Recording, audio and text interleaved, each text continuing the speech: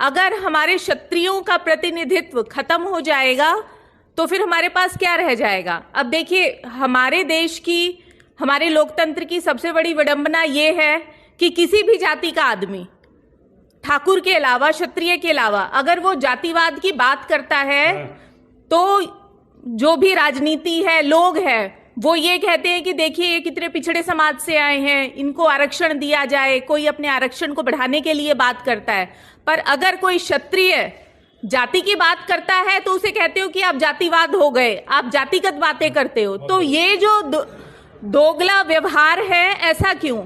हम आज तक, इतिहास गवाह है कि कभी भी क्षत्रिय आरक्षण के लिए रेल की पटरियों पे नहीं बैठा।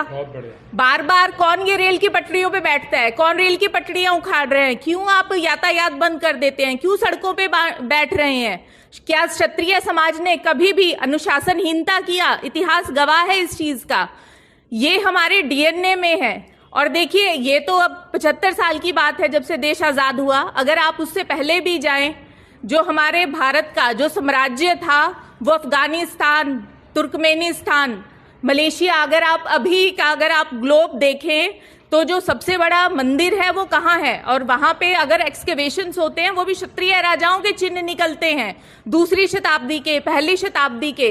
तो कहने का तात्पर्य यह है कि जब तक क्षत्रिय मजबूत था तो देश भी मजबूत था, और जब से क्षत्रिय कमजोर होता चला गया, ये जो आपसी लालच के लिए विभिन्न जातियों के, मैं उस चीज की डिटेलिंग में नहीं जाऊंगी, तभी से जो इस देश का विघटन हुआ।